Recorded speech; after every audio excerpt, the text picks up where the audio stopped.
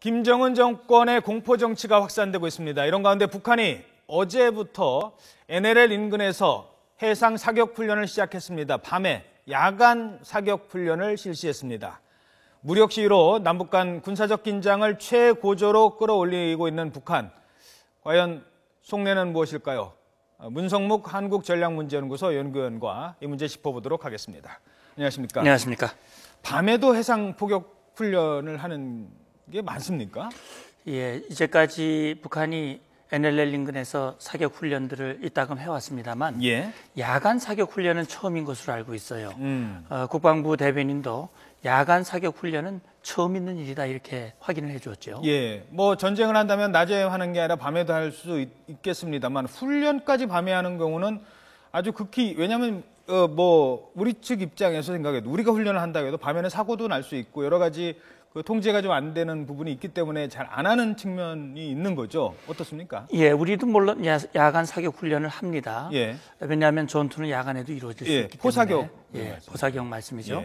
예. 그러나 우리 이 포사격 같은 경우는 사실 야간에는 제한적으로 한다 하더라도, 그러나 북한 같은 경우는 NLL 인근의 포사격 외에도 작년 같은 경우 각종 사거리의 미사일을 야간, 새벽, 시간에 관계없이 그런 발사 훈련을 해왔습니다. 예. 이번 같은 경우는 최근에 북한이 NLL 인근에서 우리 해군 함정의 정상적인 활동에 대해서 자기 영해를 침범했다고 시비를 걸면서 예고 없이 타격하겠다라고 하는 협박을 해왔어요. 한번 붙어보려면 붙어보자라고 하는 그 연장선상에서 NLL 일대에서 긴장을 고조시키고 우리 측의 함정 활동을 위축시키고, 역시 북한이 NLL을 무력화시키려고 하는 그런 노골적인 의도를 이렇게 과시하고 있다. 말하자면 야간에라도 자기들은 남측을 향해서 물리적인 행동을 할 수 있는 준비가 돼 있다라고 하는 것을 과시하고 위협을 가하는 그런 행동이 아닐까 생각이 됩니다. 예. 야간이라 그런가요? 지난번에는 우리 NLL 넘어온 게 있었잖아요. 그래서 우리가 대응 사격했지 않습니까? 그렇죠. 근데 야간에 넘어오면 우리도 대응을 하는데 이 야간 경우는 대응하다가 더 확전될 수 있어서 그랬는지 몰라도 이번에는 우리 NLL 남측으로 넘어온 건 없었다고. 예, 그렇죠. 어제 이제 사격을 했는데 한 150여 발 사격한 것으로 확인이 됐고, 그러나 그중에 일부라도 NLL을 넘어온다면 우리도 대응할 수 있는 모든 대비 태세를 갖추었습니다만 예. NLL을 넘어오지 않았기 때문에 우리가 대응은 하지 않은 것으로 알고 있습니다. 아마도 북한은 어제도 이 사격 훈련을 하기 전에 우리 측에 전화 통지문을 통해서 사격 훈련을 하겠다고 하는 것을 사전 통보를 했어요. 예. 아마도 이런 사격 훈련 과정에서 있을지 모르는 불미스러운 그런 결과를 나름대로 예상을 하고 그런 조치를 하지 않았나 하는 생각이 들고, 역시 나름 절제된 그런 행동을 했다. 저는 그렇게 생각하고 싶습니다. 예. 그러니까 왜 존 케리 국무장관, 미국 국무장관 오지 않습니까? 조만간 뭐 그런 것도 좀 염두에 둔 포석이다라고 볼 수 있을까요?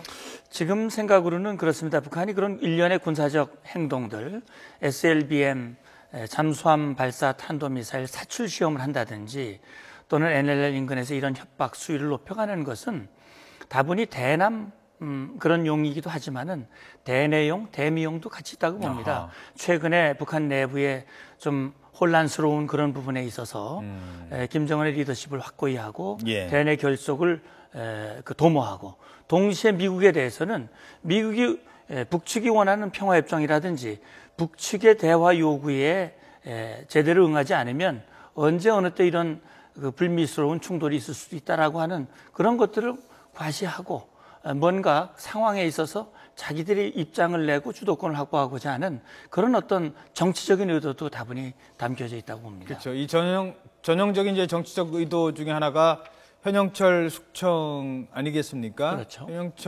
현영철을 고사포로 이제 고사총으로 쐈는데 그 이후에 지금 오늘 또 뭐 기록 영화에는 아직까지는 남아 있대요. 남아 있다고 하는데 그 국정원에서 이제 보고한 바에 따르면 이미 뭐 30일 이때부터는 나타나지 않았고 그때 처형을 이미 당했을 것이다라는 얘기도 지금 나오고 있습니다. 최근에 그 현영철 숙청도 다 이렇게 연관이 돼 있다. 라고 볼 수 있을까요? 그렇죠. 아마도 이제 현영철 숙청의 그 배경을 두고 이러저러한 이제 추정들이 나오고 있는데 그 중에 이제 거론되고 있는 것이 혹시 현영철이 4월 달에 모스크바를 방문했고 방문하는 과정에서 이제 김정은의 어떤 친서도 전달하고 김정은의 방문과 관련된 협의라든지 예. 또 그와 관련해서 북측의 요구를 러시아에게 전달했는데 그런 것들이 김정은의 의도에 부합된 그런 결과가 나오지 않았기 때문에 그것이 역시 그 처형의 원인이 됐다라고 하는 그런 이제 이야기를 하는 경우가 있는데 그것보다는 오히려 김정은이 모스크바를 가지 못한 그 원인 제공이 현영철이 숙청과 관련이 되지 그렇죠. 않냐 예. 이제 이런 생각이 듭니다. 그렇기 때문에 북한의 여러 가지 군사적인 긴장을 고조한다든지 여러 가지 이런 일련의 행동들이 역시 그런 내부 상황과 무관하지 않다 이렇게 봐야 되겠지요. 예. 자, 그렇다면 러시아를 갑자기 가기로 했다가 이제 취소한 이유가 현영철도 숙청을 하고 지금 내부가 좀 불안한데 뭐 그때 평양을 비우고 갈 수는 없었겠죠. 이제 그런 이유가 가장 이제 큰 건데 문제는 이제 현영철이 러시아통이라는 겁니다. 러시아에 아까 말씀하신 것처럼 친서도 전달을 했고 푸틴을 만난 거거든요. 그리고 이 러시아와 관련된 일을 계속 지금 보시는 이 연설도 그렇고요. 관련이 있는 인물인데 장성택 처형은 중국과의 관계가 좀 껄끄러웠다면 현영철 처형으로 혹시 러시아와의 관계가 좀 껄끄러워지는 것 아니냐 이런 얘기도 있는데 여기에 대해서는 어떻게 생각하세요? 예, 말씀하셨듯이 장성택은 글자 그대로 정말 중국과 밀착된 그런 협력 관계를 추진했던 중심적인 인물이었고 장성택의 처형 과정에서 중국과 사전 협의 없이 그런 조치를 취한 것이 결국은 북중 관계를 냉랭하게 만든 중요한 원인 중에 하나였거든요. 예.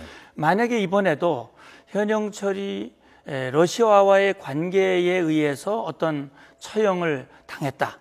이렇게 된다면 역시 그것이 외교적인 문제로 비화될 가능성이 있고 예. 러시아로서도 상당히 불편할 수 있겠죠. 예. 그리고 지금 이제 화면에 나오고 있습니다만 뭐 현영철만 처형한 게 아니에요. 숙청 또는 뭐 처형인데 일단 숙청입니다. 이 세 사람의 지금 생사 여부는 아직 몰라요.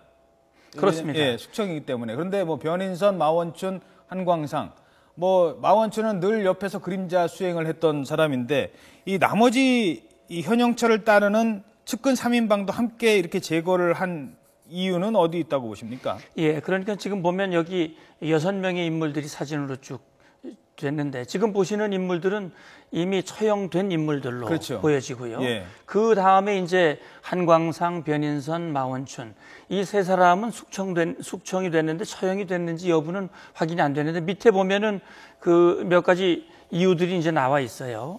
그런데 지금 대체로 보면 한광상을 제외한 나머지 인원들 경우에는 예. 대개 보면 북한이 유일 영도 10대 원칙이라고 하는 것이 있습니다. 그것은 김정은 1인 지배 체제를 확고히 하는 것인데 예. 이를테면 김정은의 권위에 도전을 한다든지 김정은이의 권위를 훼손한다든지 그런 것이 있다면 그것은 절대로 용서될 수 없는 일이다. 예. 그런 차원에서 보면은 장성택을 처형한 원인이라든지 또는 현영철을 처형한 그 원인 중에 보면은 건성건성 박수를 쳤다든지 졸았다든지 이런 것들은 권위를 훼손한 것이다. 예. 이런 것인데 따라서 지금 여기 나와 있는 그런 원인들을 보면 우리 입장에서 보면 참 납득이 되지 않는 부분들이고 예. 정말 김정은 정권이 세워지고 김정은 1인 지배 체제가 확고히 되는데 정말 밀착됐던 그런 인물을 이렇게 한다면 어떻게 앞으로 정말 이 김정은이 측근의 보좌를 제대로 받을 수 있겠느냐 이런 것이 우리가 그럼요. 하루아침에 그냥 처형당하는데 게다가 처형당하는 방식도 너무나 잔인합니다. 아니 고사총이라는 게 하늘에 날아가는 거 비행기 쏘라고 만들어놓은 총을 사람을 갖다 쐈지 않습니까? 저희들이 그래픽으로 준비한 게 있는데요. 네. 처형 방식, 잔인한 처형 방식 몇 가지 보겠습니다. 뭐 총살은 일반적인 거고요. 기관총으로 쏘기도 하고 또 고사총으로 저렇게 이번에 현영철 그다음에 장성택 고사 기관총이라고 지금 나와 있습니다. 장성택 때도 역시 고사 기관총으로 처형하는 것으로 알려져 있네요. 또 있습니다. 화염방사기. 이 장성택 측근 때 이렇게 했었고요. 박격포, 도끼. 야, 이 이렇게 잔인한 처형 방식을 택하는 이유도 있을 것 같아요. 봐라. 그렇죠. 이거 아닙니까? 예, 그만큼 이제 아까 말씀드렸듯이 김정은 권위에 도전한다든지 그런 것을 뭐 북한에서는 반역죄 또는 양봉음위라고 하는 표현을 쓰는데 말하자면 겉에서는 이 순종하는 척하지만 뒤에서는 위해를 가하는. 그래서 결국 시범 케이스로 공개 처형을 하니까 잔인한 방법을 쓸수록 그만큼 효과가 높아진다고 판단할 거예요. 예. 특히 고사총이라고 하는 기관총을 여러 다발로 묶어서 구경이 큰 것이고 그렇다면은 결국 시신이 완전히 훼손될 것이고 예. 그런데 이런 반역자들은 이 땅에 묻힐 곳도 없다. 예. 따라서 화염방사기를 가지고 완전히 시신 자체를 아주 가루로 만들어버리는 이런 아주 극도의 잔인한 방법, 인간으로서는 할 수 없는 그런 방법을 취하고 있다고 하는 자체가 이건 정말 국제사회에 천인공노할 그런 알겠습니다. 행위가 아니냐 하는 생각이 듭니다. 네, 지금까지 문성묵 한국전략문제연구소 연구원이었습니다. 오늘 말씀 고맙습니다. 감사합니다.